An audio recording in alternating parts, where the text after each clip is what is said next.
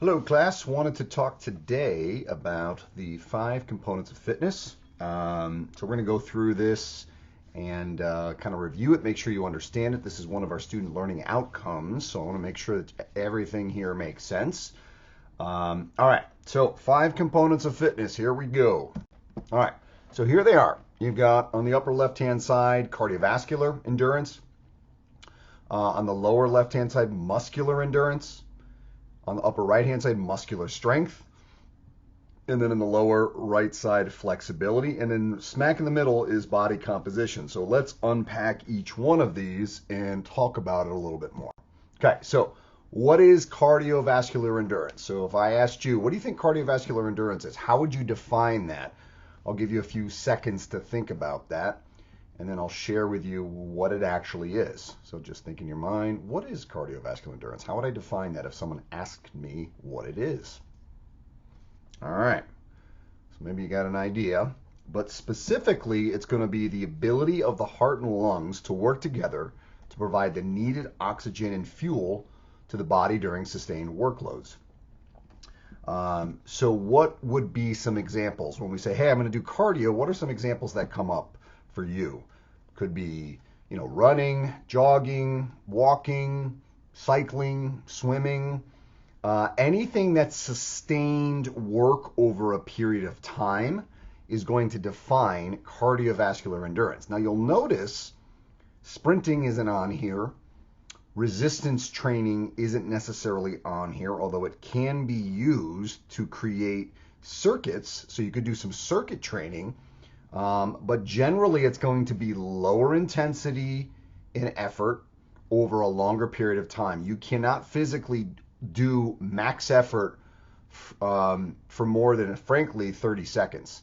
And that would be a highly finely tuned athlete. Can't do max effort for more than 30 seconds. We physiologically cannot do that. So what happens after 30 seconds, and it's really for most of us, it's probably 15 seconds, all of a sudden we start to use other energy systems and our body slows down. Sorry, my hands, I have this blurred background thing going. So what happens is we're going to go hard for a while and then we're going to slow it down because we can't sustain that full effort. And you rely on other energy systems, excuse me, which we won't get into here, to sustain that long work over time, but it's going to be suboptimal work. Okay, so the next section, what is muscular strength? So if I say, how would I define muscular strength? How would you define it? Give you a few seconds to think about that. Okay. So muscular strength is going to be the amount of force a muscle can produce in one shot. The simplest way to look at it is 1 rep max is a true expression of strength. So if you're not familiar with 1 repetition maximum, that basically means I'm going to lift something maximal effort 1 time.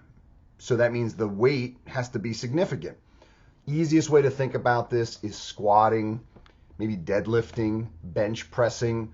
Those are often done, especially if you get into powerlifting, even though power is a little bit confusing. Powerlifting, the sport of powerlifting is max effort 1 time. And they're basically trying to figure out who can lift the most in this particular day during this event. So it's maximum effort 1 time. That is the true expression of strength, 1 rep max. So examples, I gave you a few already. So deadlifting, squatting, maximal effort squatting with a bar, or you could hold something, right? You don't necessarily have to use a bar. You could do maximal effort with other tools. So maybe you have max effort with dumbbells, for example. And that would be a little bit different because it would require your hands to hold it. So there's going to be some max effort now with your forearms. It's a variation on a max effort squat using dumbbells or kettlebells as an example.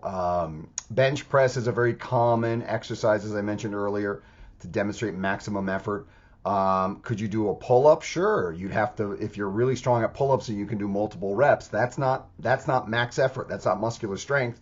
That's a little bit more work over time. Not full endurance, but not full strength. So you'd actually have to load your body up with some sort of weight to see what can I do 1 rep of. So sometimes people will wear weight vests or hold weight on a belt around their waist to demonstrate what's their max effort or their muscular strength capacity for a pull-up pattern. Okay, next section, muscular endurance.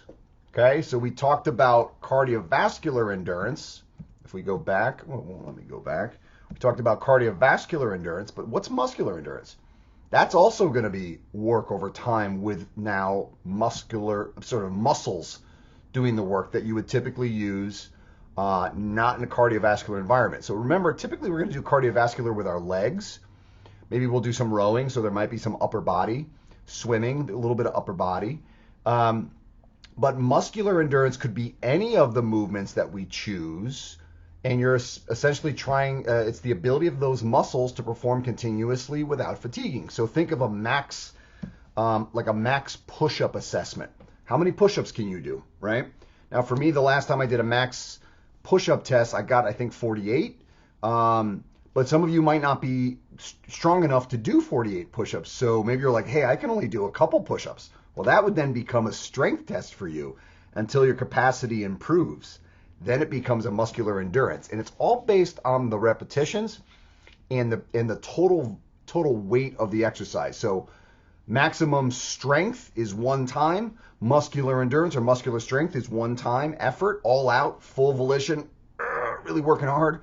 Muscular endurance is similar patterns, so it could be squats, it could be rows, it could be pull-ups, but you're doing work over time. So there's that concept of doing the exercise without fatiguing for a maximum effort of repetitions. And you will get a little bit of cardio there, but you usually don't get the same amount of cardio and lung and heart work as you would in a cardiovascular environment. So it's slightly different. All right, flexibility. How do we define flexibility? Think about this for a second. You might be thinking pliability, flexibility, mobility. Sometimes we talk about it in the personal training program. By definition, it's the ability of each joint to move through its normal range of motion without restriction. So can a joint move through its full range of motion? Can I stick my arm up as high as it's supposed to go, 180 degrees, right? Can I go through there without any restriction? And when I get to the top, I'm a little restricted because I like bench pressing. But so we have certain limitations depending on the patterns that we pick in our life. So think about work, think about school, think about daily activity. Are you working through full range of motion through your exercises? Actually, we know that exercising through full range of motion will improve, like resistance training. Full range of motion will improve flexibility. So I don't want to see typically people doing partial reps because I want to reinforce good range of motion because that is a really important thing for the longevity of the human movement system. We need to be moving through full range of motion to maintain our flexibility without any restriction. Okay, so I gave a few examples. It could be, as I said, any exercise should be done through full range of motion, whether that's push-ups or pull-ups or bicep curls, right? Or tricep extension or dips or, squats or lunges, full range of motion. There are some times when we don't want to go through full range of motion if someone's movement is restricted. But this is a little bit more detailed. We do cover this quite a bit in our personal training program. If anyone's ever interested in learning a little bit more in depth about that stuff, we offer the personal training program is our KinMager 117. KinMage, M-A-G-A 117. And we talk about how to fix ranges of motion, how to improve upon potentially what we would call dysfunctional movement due to restrictions because of lack of use. And that's typically what happens. Okay. All right. Body composition is our last one. So let's talk about this for a second. How do we define it? It's going to be the amount of fat mass compared to lean muscle mass, bone, and organs. So we think about lean mass is everything essentially bones, tissues, organs, brain, teeth, hair if you got any, which isn't much, and compared to your fat mass. So we're separating the fat mass on your body and putting it in that one bucket. That's going to be your body composition. compared to all the remaining lean mass. Okay? Now, 1 pound of fat versus 1 pound of muscle. Actually, fat has certainly more calories per pound, about 3,500 calories per pound, whereas 1 pound of muscle is going to be smaller, has about 2,500 calories per pound. And what we know is that muscle is 18% more dense compared to fat, meaning it's just a denser tissue and it doesn't take up as much size. So sometimes people say, I'm not losing weight because I'm gaining muscle mass. That's a good thing, because the more muscle mass you have, the more your metabolism at rest is active and the more calories you burn, which means you can probably eat a little bit more. Okay, so fat mass, muscle mass, and when we look at the scale, we don't necessarily like the scale. We want to look at body fat percentage compared to the scale weight, because scale weight is only a reflection of gravitational pull on us versus a composition analysis that we could do with calipers. So we can pinch to figure out how much fat mass you have versus how much lean body mass you have. All right, so that is our 5 components of fitness. I hope this has been at least an overview understanding to let you figure out this concept, and your exercise program should really embrace all of these. The reality with a cross-training program, you will be engaging in cardiovascular endurance, muscular strength, flexibility, muscular endurance, which all in turn will help to normalize or at least lower or improve body composition.